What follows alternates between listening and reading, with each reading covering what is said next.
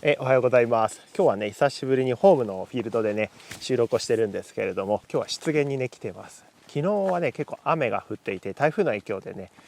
雨が降って今日はね空が抜けたのでちょっとねもやが、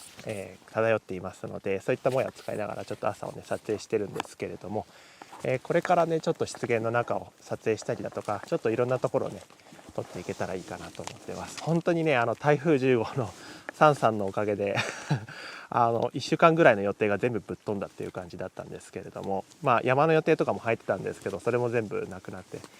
今週はねちょっと山に行けるかなっていう感じなんですけど、またアルプスの方に行ったりとかねしながら9月は過ごしたいなと思ってます。いや本当に一気に寒くなったって感じでね、秋の空気が漂ってますね。ちょっとねここで今白樺がすごい綺麗なので、ちょっと白樺たちとその間に針葉樹がちょっとあったりとか、背後にもやが入ったりしますので、ちょっと最初はそういうのを撮りながら、またちょっと湿原の方に行ってみたいと思います。ということで今日一番最初に撮れる写真はこんな感じです。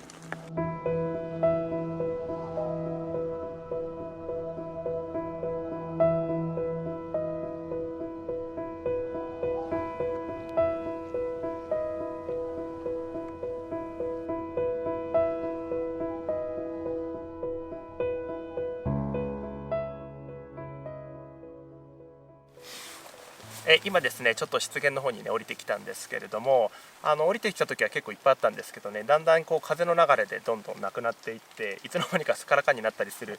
シーンもあるんですけれども、ちょっとこう姿勢を低くしたりするとね、この霧の密度っていうものも少しブーストできるので、ちょっとこう自分の視線の高さを変えながらね、霧の動きに合わせてちょっと撮っていこうかなと思います。で白樺がすごく綺麗で、少しねもう葉っぱも黄色くなりつつあるような感じなんですけれども、その白い幹の後ろに、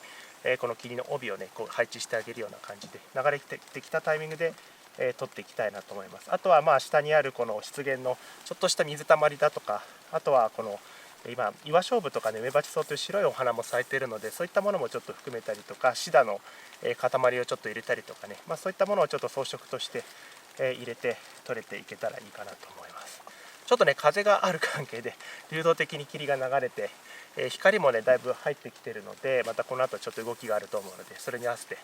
いろいろと撮れたらいいかなと思います。で今小さいお花もね結構綺麗なので、あとクモの巣も割とあったので、そういった被写体も後で撮っていけたらなと思います。ということでこちらで撮れる写真たちはこんな感じです。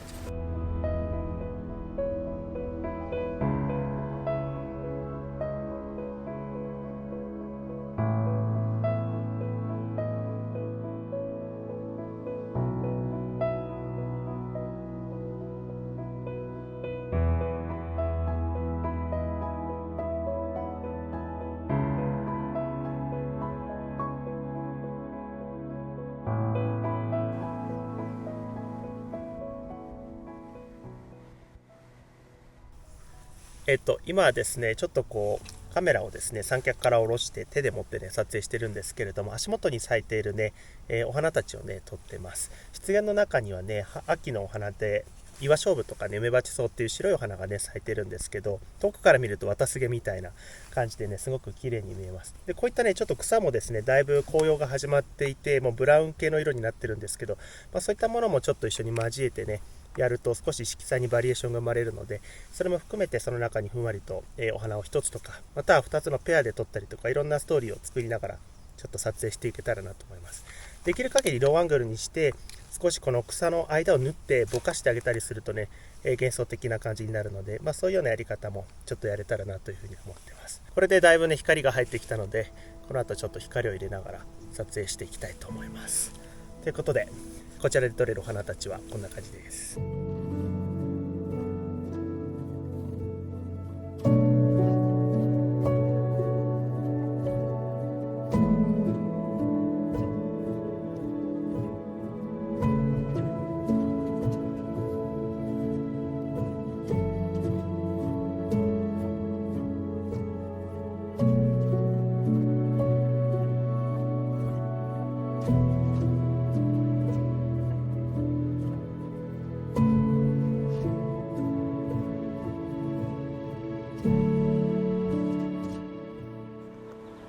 日の出とともにアキアカネたちが目覚め、一斉に飛び立ちました。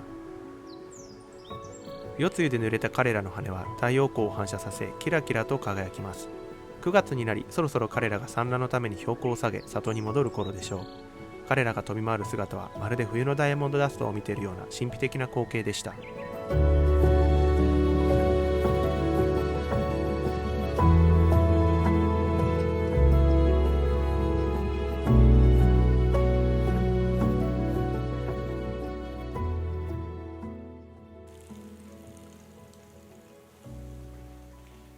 ちょっとね上まで上がってきて今駐車場なんですけれども、ちょうどね道路の向かい側にねこんな感じで黄色いハンゴンソウっていうねお花が咲いているので、ちょっとその花と背景にねちょっと原生林の暗い雰囲気のね森をねちょっと映していきたいなと思います。ちょうど上から光がね柔らかい光が当たってて、お花とあとはね手前に出ている木々たちのねこの幹のところにやんわりと当たってるので、幹は浮き出るけど後ろの背後の原生林は暗いままっていう感じなので、ちょっとその重厚感のあるね雰囲気を撮っていきたいと思います。で割と暗めに撮ってあげるっていうところで、この黄色いハンゴンソウは結構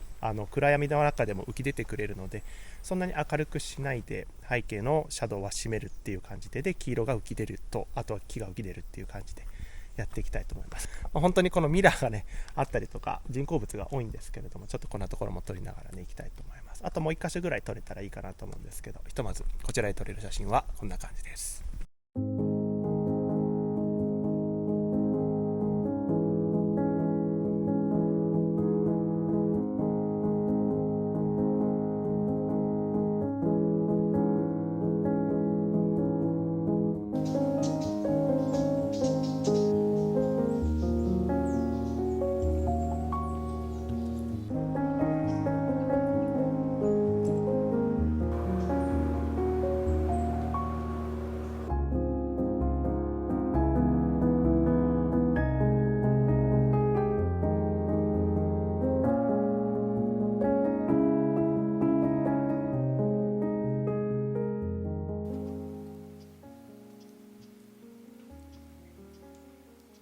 最後はですねちょっとこちらのね大きい長池っていうところにね来ているんですけれども、今年は水がねめちゃくちゃありますね。去年の秋に収録した時はねもうカラッカラだったんですけど、今年はなみなみあって全然縁に降りることもできないような感じなんですけど、ちょっとね今この湖面にね、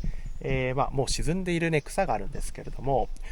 つい1ヶ月くらい前まではねもうちょっと生き生きとね水の上に生えてたんですけども、ほとんど水にドプンと浸かってるんですが、それがねまたいい流れをねなしていて、で一部ちょっとこう、頭だけ出しているような感じで、そこに今太陽の光が当たって、いて、あとはその水面の反射で向こう側のね、木々たちの姿だとか、あと葉っぱの姿もねこう映し出されているので、ちょっとそれを白黒で、撮ってますね。なんで白黒にしたかというと、結構模様が自分的にはねすごく美しいなと思ったので、ちょっとこうカオスな感じではあるんですけれども、そういったちょっとアブストラクトな様子っていうところをですね中心にしたかったので、色の情報を抜いて、白黒でやってます。で、ちょっと CPL を使うとその水面の反射が少し、取れるので、少し取ることによって背景のその、葉っぱの反射をどれだけ入れるかどうかっていうのを決めることができるので、その主張のバランスっていうのを整えるために CPL を、ね、使って調節しています。そんなにはっきりとしたものではないので、本当にアブストラクトな感じでフィーリングで、撮っていくんですけども、こういった日にはもう晴天なのでね、そういった模様を撮ったりするのも面白いかなというふうにね思います。ということで朝から、湿原をね撮影したりだとかね、すごくね心地のいい朝で、トンボが飛んでいたりとか、小さな花があったりとかね、水滴があったりとか、すごくね心地のいい朝が過ごせてね本当に良かったです。また次はね、今週はようやくアルプスにね行けるので、またその収録もしていきたいと思いますので、来週またお届けできればと思います。また秋の、紅葉の撮影のねツアー等もですね予約が開始になってますので、ご興味のある方はまた概要欄の方にリンクがありますので、ぜひご確認いただければなと思います。はい、ということでこちらの写真たちを持って終わりたいと思います。最後までご視聴いただきありがとうございました。また次の動画でお会いいたしましょう。それではまた。